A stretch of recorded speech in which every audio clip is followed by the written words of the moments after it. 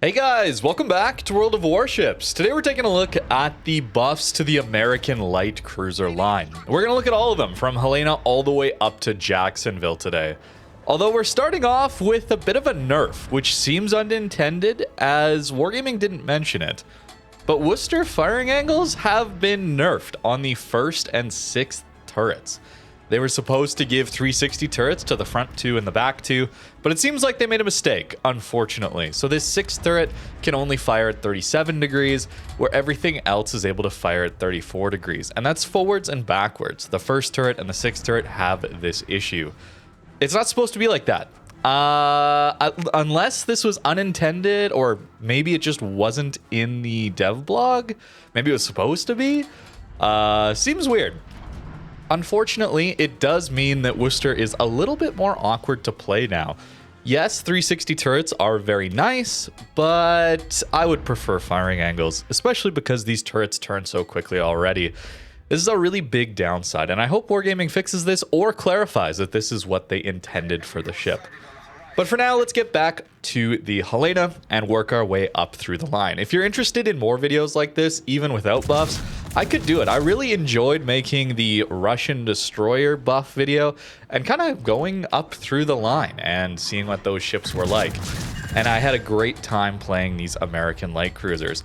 They're really fun. Some of my favorite light cruisers in the game just because the utility they bring and really solid gunpowder at their tier, always having really good DPM. So with the Helena here, we have buffs to the 1st and 2nd turrets getting 360 degree firing angles, and the 1st, 2nd, and 3rd main guns all have better firing angles completely. So 360 on the front too.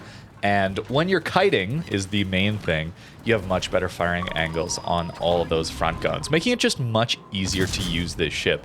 So backwards, you can get everything firing at 33 degrees, and you still get 2 of those 3 front turrets at 25 degrees by the looks of things. Really, really comfortable when kiting. When you're pushing in like this, maybe over pushing, let's be honest, but we'll see if we can make it work. 30 degrees is your firing angle to fire everything forward. Barely managing to avoid those torps, repped the ping, and then we lose our engine and our rudder at the same time. Apparently, this thing loses those rather quickly. So I probably should have taken something like Last Stand. Can we have that on cruisers? I think we can. Probably would have been a good idea. Regardless, though, we're going to get lucky that this Poltava will not be shooting at us, fortunately. Playing this aggressive is probably not recommended, but it's fun when you can make it work, and we're going to have a great game in Helena here. The gunpowder is awesome for your tier. You don't quite have the highest DPM at your tier, but it's close behind Atlanta and Flint. That's the only 2 ships that have more DPM, and they have much worse range as well as their shelf light time. The shelf light time here is still quite comfortable, so you're going to see us absolutely melting these battleships. For the most part, I was actually running IFHE. I'm not sure if that's the best idea, but on Helena here, it worked out in this matchmaker, giving us 31 millimeters of pen on our HE, letting us do a lot of full pen damage. We actually still get a lot of fires. Although at higher tier, maybe that's less so. Certainly with Jacksonville, we don't want to be running that. And I may have made that mistake of just swapping the commander over without thinking too much later on. So up to 50, nearly 60k damage already, managing to stay alive here on half HP. You really want to be finding island cover. This ship does not have the radar yet, but we still want to be getting close enough to cap zones, or where there would be cap zones, where those destroyer engagements would be, as our DPM is incredible at helping win flanks. The HE DPM here being 232,000, nearly 233,000 HE DPM. The AP is no joke either on these ships. In the Cleveland game, I think I get almost a 10k damage salvo out of a Cleveland. And that's without citadels. Don't underestimate this AP. It is very good. Another reason maybe that IFHE is less desirable then, anytime someone shows you broadside, you can always just swap to the AP and have a good time. We do have the Confederate, and I did not have Halsey. Probably should have. Obviously, if you're playing through this line, it's very expensive to swap your captains around. But as a showcase here, and I would like to do a maybe some showcase of the line videos. I don't know. I'll have to work on the title. Maybe I can try and get expert efficiency badge in all of them. 3 of the 5 games that I have to show you actually are expert badge. So we're going to have a good time. Engine again? Yeah, that's a little unfortunate. But I really do like this line. I've always enjoyed the Worcester. I have a ton of games in that ship. And all the way through the line, I've generally enjoyed them. The downside being no healing in mid-tier. I've said this a lot recently. I find mid-tier cruisers very uncomfortable to play because I like to play aggressive. I like to get into the fight, and that is very risky. You're often going to take a lot of damage and potentially die very early on because you just have no healing ability. And I kind of rely on that. Maybe it's me misplaying, but it's much more interesting to me to push in and impact the battle early on and try to sustain all the way through. So for these ships, it'd be really interesting, I think, to have even 1 heal base. Maybe with Superintendent, you can get 2 heals out of these mid-tier cruisers. I think that would make them a lot more comfortable to play. As we'll see with Helena here a little bit, although I'm not really using the 360 turrets or those improved firing angles because we're just kind of pushing towards the enemy team. But with Cleveland has immense firing angles now, as well as 360 turrets. It's comfort, right? Like, that helps the ship be more comfortable to play. For me, I think the heals would be nice. These ships do get overmatched everywhere, so it's not like they're going to survive really that much more open water against battleships at this tier, and I think that would make them much more comfortable to play. We'll see if Wargaming will do anything like that. It seems unlikely, but you notice a lot of the newer lines and a lot of the mid-tier cruisers that we do get for premiums and that, they seem to have heals these days, don't they? I wonder why. We do manage to finish off the cruiser and now on to this pesky destroyer. We got to get him. Although leading destroyers can be a bit tricky, especially if you're not used to these slower guns. While they are faster than things like Atlanta, they're still pretty slow. So leading them can be a bit difficult. Once you get used to it though, the whole line is very consistent all the way up until Jacksonville, which does have better shell velocity on its guns. But as you go from Helena to Cleveland to Seattle to Worcester, same shell velocity, which is really nice. Consistency through the line is what we want to see. When you're grinding through, it allows you to get comfortable with the basics of the line, and then they slowly add upgrades as you go to higher tier. At tier 8, we're going to get that radar, of course, so allowing us to even better impact those early destroyer engagements. High cal already in this one. I mean, IFHE is really good into these same tier and lower tier battleships. They have 26 millimeters of armor, so getting from 25 base up to 31 is a big deal. Into tier 8 battleships, though, that's when we start to see 32 mil armor, so it's not quite as good. But in this one, we're seeing that power and just how quickly we can rack up a ton of damage. No 360-degree turrets in the back, and you see how the 360 would help us get our DPM online a little bit quicker here against this New Mexico. It's still relatively quick turret traverse, but it is noticeable. While I was playing this one versus the other ships that had some of those 360-degree turrets in the back, Helena could use that, certainly. It would be very, very nice. Just barely managed to slow down and turn in here, and then we're going to swap over to the AP, as he already has some fires, and I think the AP should do some pretty good damage. It's an interesting buff. For Helena, I think this ship was already pretty good. The damage output was very solid, so getting a turret angle buff when kiting, as well as gaining the 360-degree turrets in the front, makes this ship much more comfortable when you're in a kiting position. For pushes like this, it didn't really change much, but we'd managed to make it work anyway. But a really nice comfort level buff for the Helena here, and a pretty solid game. On to the Cleveland, though. We're going to take a more standard position. We got some pretty bad matchmaker, let's be honest. Tier 8 and 9 are in contention for the worst matchmaker in the game right now. I could make an argument for Tier 5 as well, getting into mostly Tier 7 games with 2 carriers and maybe 3 subs at a time. But when it comes to higher tier, the tiers that I play more of, Tier 8 and 9 have it tough these days. They often are seeing the full double up tier, which we are having here. We have a Libertad Valparaiso div coming through, so we're taking a bit of a passive position. You want to learn the maps at mid-tier. As you go up, you need to know which islands are relatively safe for you to farm over. And this is one of them. It's very safe. This is a situation where our radar doesn't even cover half the cap, kind of. It barely gets there. So we're not actually helping on that early engagement. But as a cruiser, you got to recognize that you're in incredible utility the longer the game goes on. Sometimes that means you're just lose in a blowout. But in the games that are close, like this one is going to be, it's really useful as a cruiser to save a lot of your HP to those later games, because the less crossfires you have to worry about, the more powerful you become. These cruisers here take a lot of damage early on to the long-range sniping overmatch, but as the game progresses, you start to use more of the island cover in these battles to cut off the few remaining battleships and isolate fights. A little bit like brawling battleships in a way, in that regard, but you're just using them a little bit differently. Mostly trying to stay undetected and farm over them. Cleveland arcs here allow us to do that from this this island, where a lot of the other light cruisers or heavy cruisers certainly would not be able to. IFHE is on this build here, allowing us to full pen this Richelieu. At tier 8, that's where we get that boost to 30 millimeters of pen on the HE. That's the cutoff there. Tier 7, you get 25, and you get 30 with the 152s on the American line here. So IFHE gets us over 32. That's the idea here. Just a passive start, but that is okay. The up tier means we are not required to take the initiative, and we need to wait and see what the enemy team is going to do. And the buff here to Cleveland is going to be all of its main guns are now 360 degrees, so very, very comfortable that. And they widen the angles of all the guns too. So now you get up to 25-degree firing angles on Cleveland, forward and back. Very, very good. Again, I would have preferred to keep the old, I think, 30-degree angles.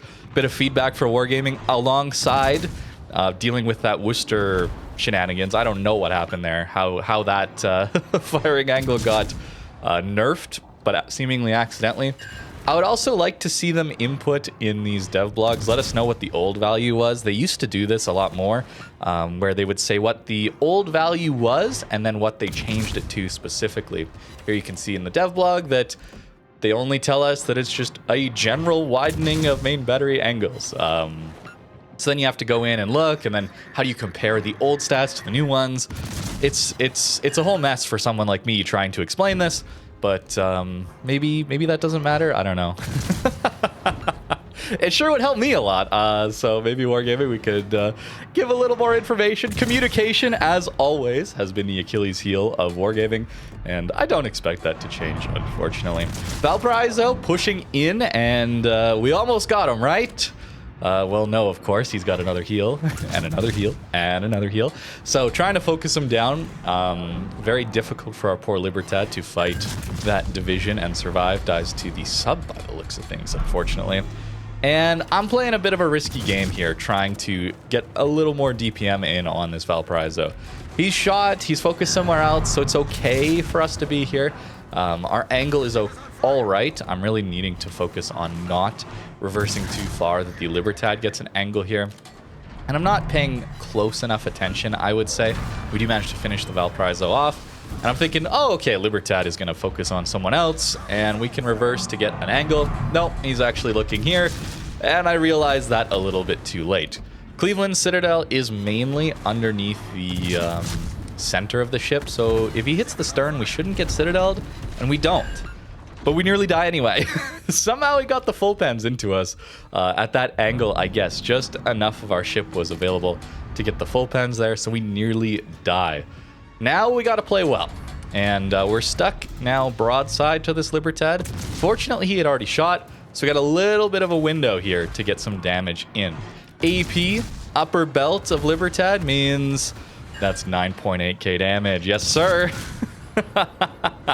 AP's pretty good here, and we just survive on 1,000 HP. Now we got to play perfect. This is the problem with not having any healing, and you get surprised, you take more damage than you think, and it's very difficult to come back from that. I'm trying to position so the Njord is behind this island to our right, this little rock, and everyone else is behind islands. Unfortunately, I forgot about the Z46. who is spotting us. So we're lit, and I'm going to reverse quickly to try and get behind this other island so the Z does not have an angle to us. And we do it. But this Richelieu is going to blind fire us, and an overpen would kill us. We barely survive there, and our team is not doing so well, but there's a chance we can come back from this.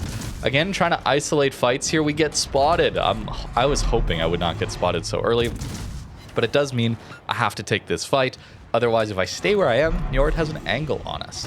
So hoping our buffed firing angles help us out here, as well as Met's not just seemingly not shooting at us. I think it was the sub actually that was spotting us here early, and now of course the Mets is. Our angle here helping us out, getting our full DPM on earlier. The 360-degree turrets also helping us get our DPM on earlier. It's a good buff to Cleveland. It does help this ship a lot. It doesn't massively change the playstyle. Cleveland was still a pretty good ship beforehand. It's just that the survivability has always been the issue with these mid-tier cruisers. And while the firing angles helps a bit with that, I would say it's more of a DPM buff, a damage output buff, rather than a survivability buff. Because 30 versus 25 degrees doesn't matter as much when you get overmatched everywhere. We do, though, manage to help finish off the Mets early, a little before we die. And then we get to farm again. The Stalingrad here. We have to be careful of that radar. Of course, if we get radared and we're exposed to maybe Richelieu or Odin angles, we got to be a little bit cautious of that. It's tough. It's tough playing these light cruisers, man. I'm not going to lie. But they are still quite strong. The DPM will carry you through and do a lot of damage to everyone here. Not as many fires in this one. Again, the IFHE here. Whether or not it's worth it, it's hard to say. I go back and forth on it, so I'm constantly swapping back and forth. But in this one, the extra damage was nice, but not everywhere could we actually get those full pens in on the battleships. And while you're grinding through this line, I do think it's interesting. I guess the good part about not having any healing at all for the mid-tiers is that it really teaches you which positions are safe, where you can and cannot play, what you can and cannot get away with very clearly. And then as you get to high tier, you start to get a little more armor, at least on the tier 9. And then you get, you of course get the healing. It allows you to get away with a little more. Higher tier, of course, getting even longer range. It's a much more campy meta, where our range goes up a little bit as you go up through the tiers, right? You start with a 14.6 kilometer range on Helena, then 15.6, 15.7, Cleveland, Seattle. Worcester gets 16.7, Jacksonville 16.9. Small range buffs as you go up through the tiers, but it's not enough to combat the massive increase in the camping meta at high tier. So you got to be a little more risk averse at lower tiers, and then start to engage a little more clearly with risky plays to get in range and actually impact the battle. But then you start to get heals. Maybe that's the idea behind it. Richelieu here, 32 everywhere. The IFHE helping us out a lot, as well as our firing angles. We got to be careful, though, if he manages to take out our Valparaiso, which he does. Vulnerable Citadel there, managed to get him. We have a tiny little rock that's keeping us from being detected here. Let's keep that in mind, though. I'm going to stop firing here soon, especially if we get a fire, and we do, yes. So that fire should tick out, and the rest of our shells on the way should help out too. But I don't want to get detected. I don't want to throw this game. It's still very close. Love close matches like this. Wish I hadn't misplayed so hard when the Libertad was pushing. I would have saved a lot of trouble by not taking all that damage. But we managed to make it work anyway. Confederate with Halsey, yes. That Helena game convinced me that I should probably be running that commander, at least for these this showcase here. And we do manage to get him 4.2 second reload with full AR and Halsey. It's pretty good for a tier 8 in a tier 10 game. Solid amount of damage.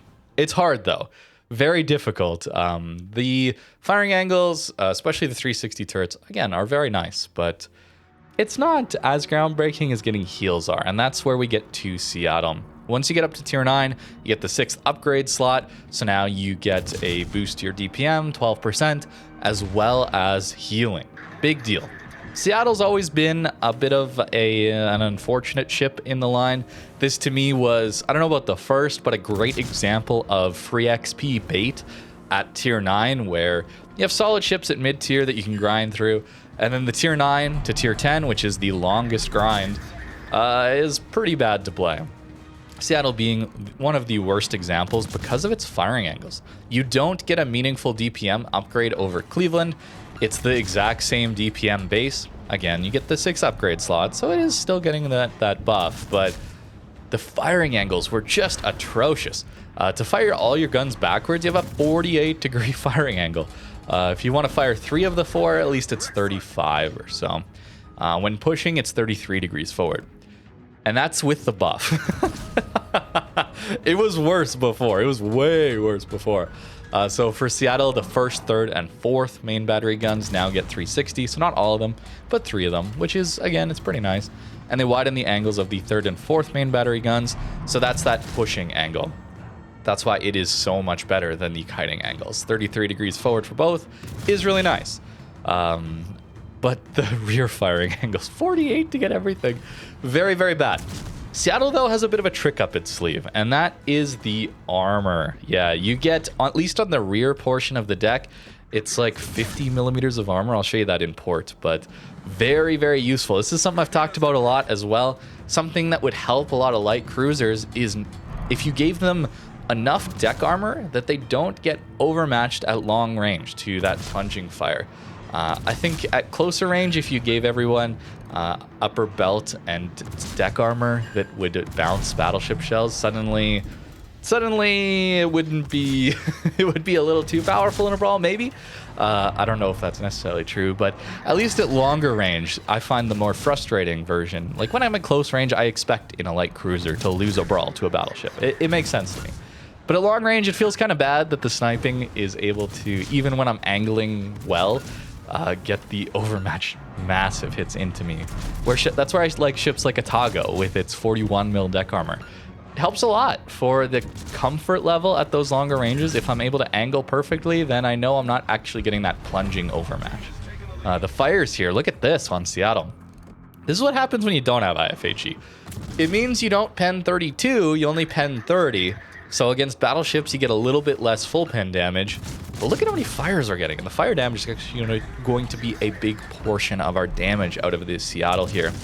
And it's pretty good now. In a kiting position like this, open water, yeah, Seattle's still going to struggle. But you typically want to be finding islands. I tried to play an island here, but you notice how my team tended to be playing a little more in our spawn on this flank and really went for the other flank as a push. So it makes it difficult. We recognize that early though, using our brain a little bit, not just holding the island at all costs and then dying and then blaming my team. I could definitely get into that mode at certain times. Here though, we recognized where people are going and left the island early, allowing us at least a bit of a chance to reposition and get a better engagement. That side, that upper belt armor still does get overmatched, so we do have to be a bit careful of that. But the healing, suddenly we have heal. So we take a big hit like that, and we can heal a lot of it back over time. It allows us to play a little bit more risky on a ship that has much worse firing angles than Cleveland with similar DPM, and feel like we're actually able to impact this battle rather than just being purely caught out and locked out of the battle.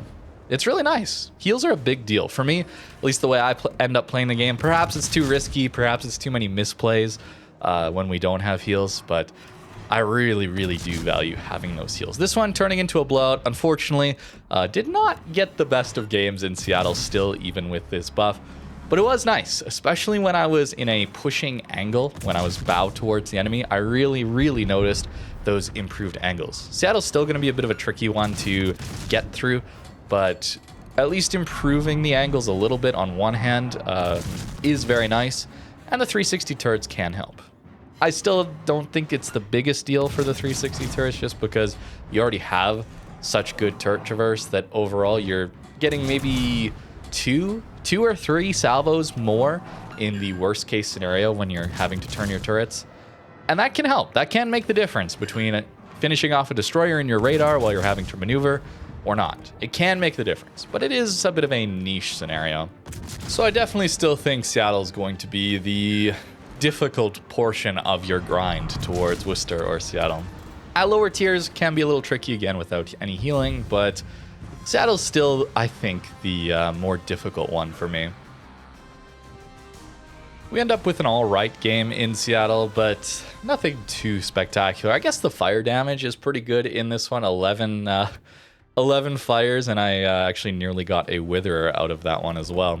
Onwards to the Worcester, though. I really like Worcester. This is one of my favorite tier 10s. I think this is an awesome ship to play. The DPM, the utility, it's really good.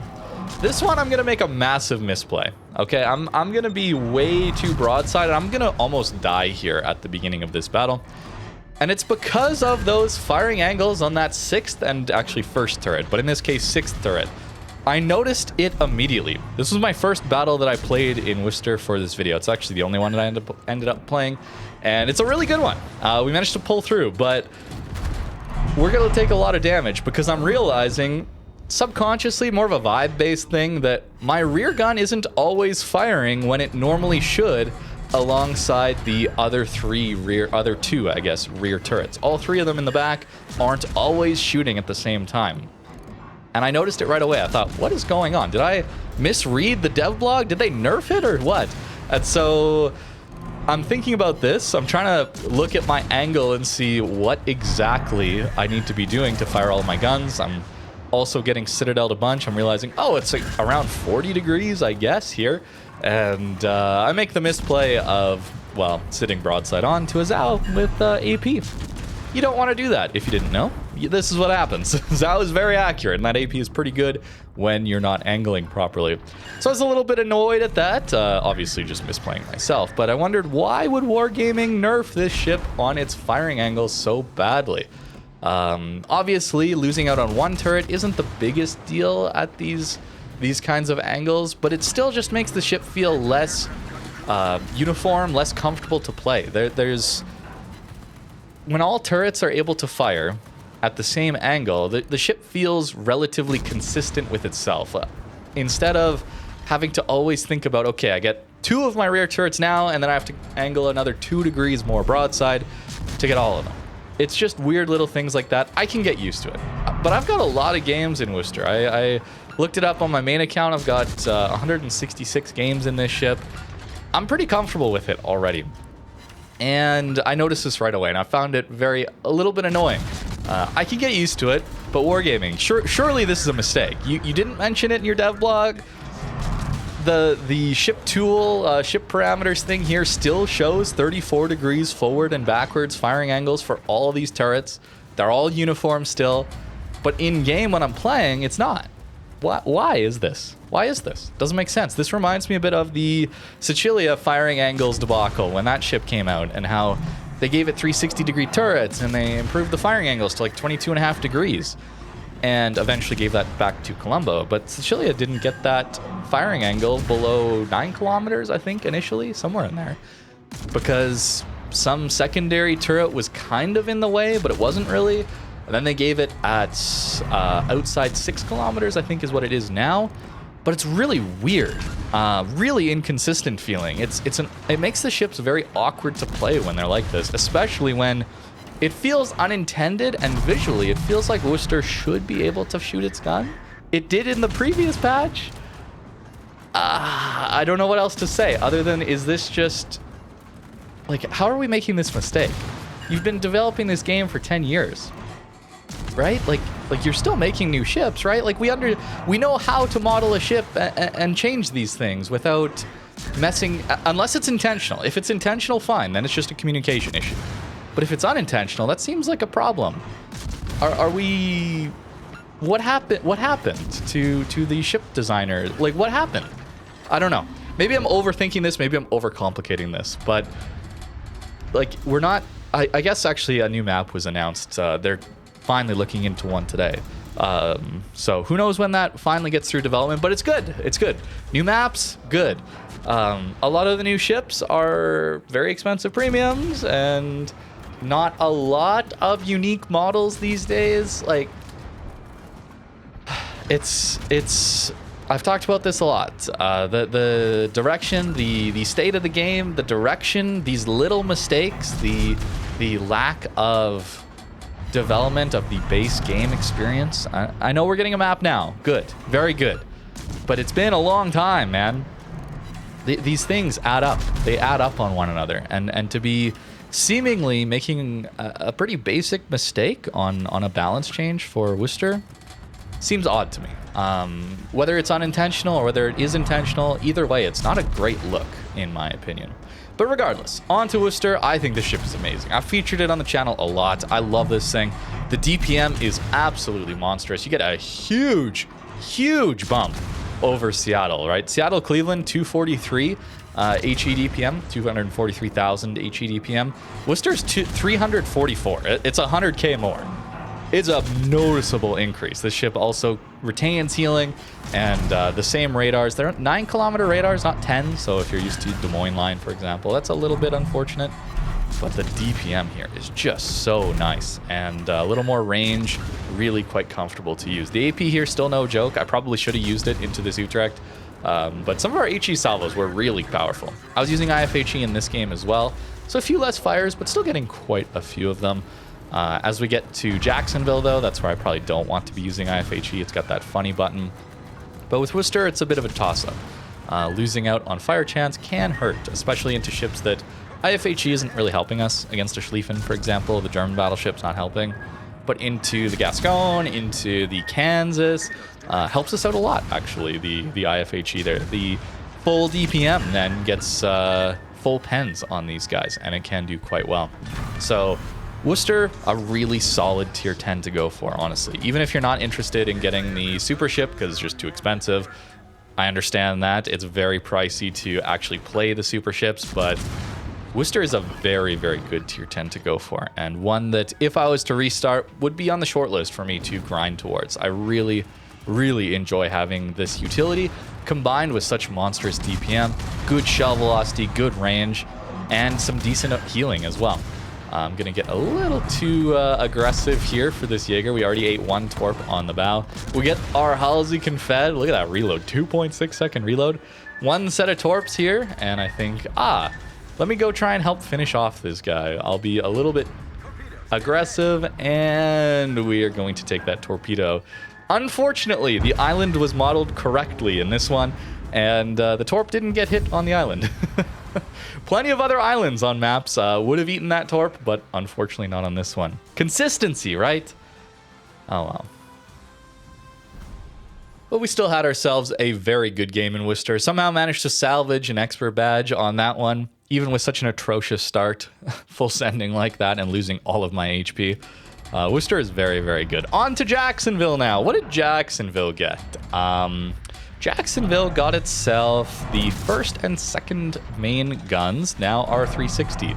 The rear 2 were already 360. So 4 out of your 5 turrets, only that one in front of your superstructure is not 360. Really nice, actually. And it also got a nerf, though. 17.2 kilometers was the old... Wait, they tell the old value right here. What? Why? Why aren't we telling the old value for everything else? Okay. Regardless, 17.2 was the old max range. Now it's 16.9. Very small nerf there. But I do think it impacts our fight later on in this battle. It's a small change. But it does mean you don't quite have the longest reach that you used to have. This ship used to have over 18 kilometers of range. So big nerfs over time. This one relatively minor though. This ship is still absolutely amazing. Fighting in Annapolis here, very scary. The AP on that one is very powerful. Here we're able to out DPM him though, and should manage to finish him off here if I can get my aim down. And Patry shooting at us at range. We're going to need to go dark here. We lost a lot of HP. We're very fortunate though that Annapolis didn't stick to the AP, because with these firing angles, we're not actually able to stay shooting all of our guns and stay safe from the Annapolis AP. Trying to go dark, and we're still spotted. What is that? Torpedoes? Yeah, the DD actually came north here to deal with us. So we'll pop our radar, and here is where those front turrets being 360 means we do get an extra 1 salvo. Okay, second salvo. Our third turret is now turned. Okay, we got 2 extra salvos just because those front turrets were 360. It's a buff. It is a buff. That is a situation where that actually mattered, but pretty rare. Pretty rare, I think, that those will be mattering a lot. 35 degrees forward and 35 degrees backwards are your firing angles on Jacksonville. So pretty good. A little bit worse technically than Worcester. I mean, depends if the Worcester change is intended for that to be around 36 or 37 on the front and rear turret specifically. But you do have to go at broadside enough for the Annapolis to easily be able to Citadel us when we're shooting all of our guns. If you're that Annapolis in that scenario, if you're wondering, stick with the AP. This is the same as Des Moines versus Worcester. AP all the time when they're shooting all their guns. If they're respecting your AP and they're angling enough and they're only shooting their rear or bow guns, then you can go to the HE. But as soon as they angle to shoot all their guns again, swap to the AP. You're going to absolutely crush them. And as a Jacksonville or Worcester player, you got to be very aware of that when they're using AP, when they're not. You have good AP too on Jacksonville and Worcester. You just don't have the improved pen angles. So it leads to more bounces when they're angled enough to shoot all their guns. You're still going to bounce a lot, where the Des Moines Annapolis won't be when you're shooting all of your guns. Little interesting thing there, especially at closer ranges like that, 10 kilometers. The Annapolis, Des Moines should win against a Jacksonville or Worcester. Maybe not tier 10 versus the super ship version. The DPM and stuff gets a lot more extreme, but same tier versus same tier. At closer range, it should be a win for the Des Moines improved pen angles. But at longer range, that's when the HE DPM starts to go in the favor of Jacksonville and Worcester. It's tricky, though. It is a tricky fight. Here, though, with the Patrie, he's just going to get away. I know, I'm using IFHE here. I didn't think about it. I swapped Halsey over and just clicked battle. Should not have IFHE. This is a situation where I would have had our F key, which gives us that 30% extra pen on these HE shells, which means we would... Sorry, it was 40% actually. Wow, I haven't looked at this in a while. 40%! That's pretty good. It allows us to spend 32 situationally, and we had the F key available there, so we're just missing out on extra fires, which may have actually finished off that Patrie there. Notice we only have 3 fires on 249 hits. Yeah, we're missing out on a lot of fire damage here when we're running IFHE, but that's okay. We're still gonna have an all right game out of it. It's still a very good ship, even with this small range nerf. In fact, even with your improved shell velocity here, at 15 kilometers, for example, you have a 10.4 second flight time to 15 kilometers on the HE, where Worcester gets 11.8. So a little over a second faster to 15 kilometers with the HE. It still isn't a ship I want to be farming at long range consistently for. It's still something I would like to be repositioning, finding better positions to farm from, island cover, isolating fights, all of that, using our radar utility, that kind of thing. I don't want to be using that full range the whole time. Even when it had over 18, I still often would reposition. And so for Jacksonville, that nerf isn't too big a deal, I don't think. Getting the 360 guns is nice. The AP here going to do some good work into this GNAN. And overall, this line is still really good. I still really enjoy this line. Jacksonville's an epic tier 11 super ship, tier 12 maybe. It's very powerful. Worcester is still awesome, especially if they get that 1st and 6th gun figured out, and that's not just a bug or something. Very, very good. Seattle is just the weird one. And the mid-tier ones can be very difficult to learn how to play those light cruisers when you're getting punished so hard by no heal, overmatch. It's tough. But once you learn it, man, the damage output that this line has is really, really powerful. Pretty solid game. We even got that Dev Strike in. Don't underestimate that AP, man. It's pretty good. Again, let me know in the comments down below if you're interested in any sort of long videos like this. We've been going for quite a while, like over 40 minutes now. A little bit longer than I usually would make videos for. More work, but I think it's very interesting to go through the whole line all the way up. I guess we started tier 7 in this case. Either 6 or 7 would be the starting point, I think. Let me know what you think. If I would make videos going over the entire tech tree line, and maybe I stop at tier 10 instead of super ship tier, because those get a little bit wacky in their gimmicks versus the consistency we often see out of the regular tech tree line. But I think line overviews where, I mean, I don't know if I can commit to it, but it would be interesting to get the expert badge with each one all the way up and then talk about the experience as you go through and what each tier adds on to the previous. Could be an interesting series to start. It would take Take a lot more time and effort, but I think it would be some cool videos. So let me know. But for Helena, getting these front two 360s nice. In that game I had, the rear two 360 would have been much more impactful, but still. Very nice change. The front turrets having better kiting angles. Very, very good here on this ship. You do get 25 mil deck armor here, so enough to auto bounce some shells. You know, the 380s are going to get through this, but the 356s shouldn't. So you have deck armor that, if you angle, that can auto bounce at range. The upper belt cannot. So if we saw more of that, I think it could be a little more interesting. Again, though, having a little bit of healing would be pretty nice. It would be pretty nice. The build here, I was running Heavy HE and IFHE. No Superintendent. You probably want this later on, as soon as you get healing. I think Superintendent becomes very valuable, especially healing and radars. But at this tier, when we don't have either one, I don't want to take it. If I was grinding, though, I would. I probably would start, though, with Survivability Expert and Concealment. Probably go something like Incoming Fire. Actually, no, I would last stand it, honestly, for these mid-tier ones. Helena lost its engine and rudder a lot. Last stand, Demo, AR, or probably Survivability. At lower tier, it doesn't matter as much because it's per tier that you get more. So probably AR and then Conceal to start. Then I might go Survivability Expert. Or if I'm starting to get towards heals by the time I get 13 points, then I would go Superintendent, would be the idea there. Equipment-wise, it's going to be pretty standard all the way up. Main guns, I had Engine Room, and it still knocked him out a lot. And aiming systems, prop mod, and then as you'll see, Concealment and Reload are the standard upgrades for me. Helena was pretty good.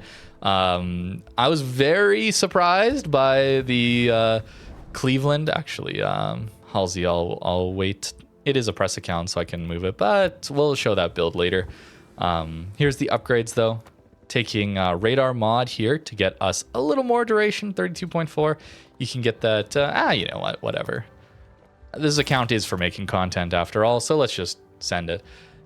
This is the build that I was running towards Cleveland and Worcester, and then on to Jacksonville. Seattle game I got a little earlier without IFHE. But this is what I was running. No heavy HE. We still got good damage, though. IFHE, I liked it, I think, on Cleveland. But at the same time, 32 mil means you're only helped against some battleships. And a lot of the time, those same battleships just have giant superstructures to get through anyway that you don't need IFHE. And then you're just nerfing your fire chance down. So it's tough. IFHE is a tough one. Save that one for towards the end of your build. I don't think it's as necessary. Getting some of the survivability upgrades here. Adrenaline Rush is going to get you a lot of damage. That's much, much more important here. Cleveland turret angles, very nice buff. 360 degrees, very nice buff.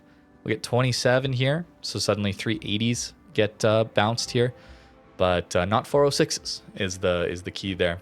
And 25 mil bow, 25, so it's good-ish. The fire angles are nice, but a lot of battleships are still overmatching you here, and no heal makes it pretty tough to come back from taking a lot of damage early. Seattle, firing angles are still a pain. At least when you're pushing, the rear angles are a lot better here. 360 degrees all but this turret. Pretty nice, pretty nice. And Seattle, I was not running the IFHE build. So I was probably running, I think I might have been running top grade instead or something like that. That's also a very viable option. Now we get that main battery mod 3, so that's where our DPM goes up. And not from the base ship, but purely out of the 6 upgrade slot, which is very powerful. You also get the heal, which is really nice. But nerfing down the firing angles compared to Cleveland still feels pretty bad. And look at this, 51 mil deck armor. You still get 27 here. I do not know if this 51 extends underneath this front portion of the deck armor or not. If it did, that would be really good. Because at worst, then you're getting full penned. You're not getting the plunging through. I guess your Citadel doesn't get overmatched the roof, so that doesn't matter as much, I guess. You're still getting the full penned here when you're angled. But 51 here is pretty good. This is a decent portion, especially when you're kiting like this. A lot of shells are going to land here or here, and that's going to hurt, but here. And they'll bounce, which is pretty cool. This, of course, still gets overmatched through. Seattle's okay, but bit of a pain to get through, isn't it? I think a lot of people feel that way. On to Worcester, though. Now you get 30, so 406 is bounce, but not 430 and above. There's a lot of that at higher tier. 25, 25, and then a bit of a vulnerable Citadel, of course, too. Worcester's awesome. I really like this ship. I really dislike these new front and rear turret angles, though. I'll get used to it, okay? This is just a lot of muscle memory that is now being turned on its head, and I was not expecting it. I was surprised, unpleasantly surprised by it. So you got to fix it, Wargaming. Either it's communication issue, which, again, for years we've been telling you to fix, or maybe even worse, we're not modeling things appropriately based on what our decision making is around balance. I mean, that seems pretty basic after 10 years. We gotta get that cleaned up, man. Build wise, this is what I was running. Again, IFHE, I go back and forth. I do not have a very strong opinion either way. I play with IFHE and then I miss my fires, and then I play without IFHE and then I miss my full pen alpha damage salvos on battleships. So I could take it or leave it, and I often am swapping back and forth. This ship also gets 30 and 25, so no real upgrade over Worcester there in regards to its armor. The damage output, though, is really good on Jacksonville, of course, and this F key here giving you 40%. Very, very, very, very powerful. It means you should not run IFHE here. If you know you're going all the way for Jacksonville, you're not stopping, then, and you don't want to respec once you get there, don't run IFHE. I should not have had this. I was just running it on Worcester, and I just swapped them over quick and then clicked battle without really thinking about it until I got into the game and realized, oh, I have this F key. Totally forgot. It's a very good ship. This whole line is very good. Very long video at this point. How long have I been? Almost 10 minutes here in port. Okay. Long video. We'll see how this one does. If you guys enjoy it, I can definitely make more like this. I had a good time with this one, as well as going over those Russian DD buffs as well. Taking our time going through each ship in the line in a video is pretty cool. It is pretty cool. So let me know what you think in the comments down below. Thank you very much for watching this video all the way to the end. Absolutely crazy. Really appreciate it. And have a great rest of your day.